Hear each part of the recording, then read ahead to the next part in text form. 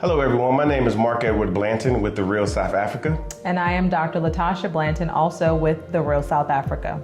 We have an amazing group trip that you will be interested in. It's with the African Diaspora News Channel, a great YouTube channel, gives you great information about what's going on in Africa. But we have a group trip featuring Phil Scott, the host. And the trip is going to take place on March 16th through the 25th. It's going to go to Johannesburg and Cape Town, and It's in 2022. If you're interested in traveling, please send an email to info@therealsouthafrica.com. And we'll see you here in sunny South Africa.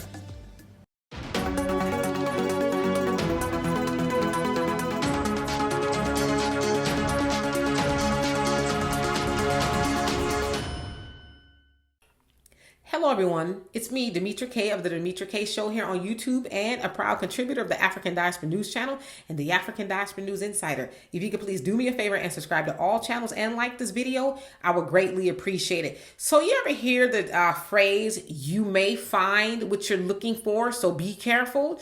Well, that's the case a lot of times in what I'm about to tell you. So as I was getting ready earlier today, a YouTube video popped up on my suggestions, and it was a sister talking about how she found out her husband was cheating. So within her story time video, she was talking about how she would always ask him to use his phone, and he was like no, or make excuses why she couldn't do it, or if he did, he was right there on her, making sure she didn't scroll to the left or the right or anything like that. And so eventually, while he was asleep, she got his cell phone, got into his Facebook, changed the password to where he couldn't get in there, and she could see who was texting or sending him messages because she logged in from her phone. There's a whole bunch of just nonsense, really. So anyway, she did finally discover that he was cheating on her, not with one, but two women.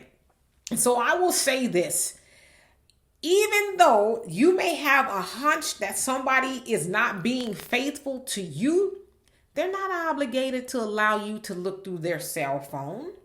They don't have to do that.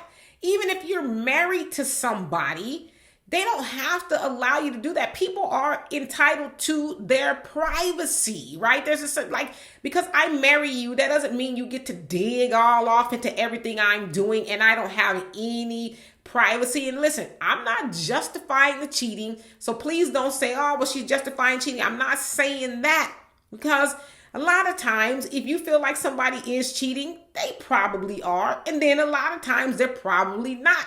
Because a lot of times people with vivid imaginations, and I'm speaking for myself because I had to get that under control.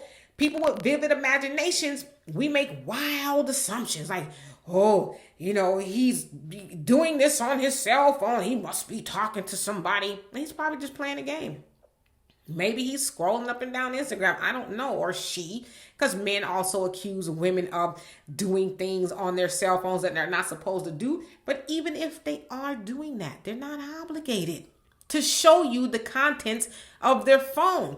Now, I would say if you feel like somebody is not doing you right, the signs will come. Wait for it. But don't stress yourself out by trying to be Inch Eye, Private Eye, and Magnum and PI and all these other people, Kojak, trying to get their phone. Just wait for the opportunity to arise, because if they're doing something wrong, it will.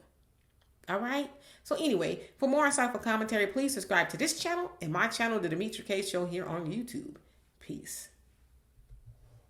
Living in America as a black person, you recognize there is one set of laws for you and one set of laws for those, especially in the white community. In our book, Passive Aggressive Racism in the System of White Supremacy, I take you through times in my life when I first started noticing white supremacy. We teach you how to recognize it, identify it, and also counter it in our book.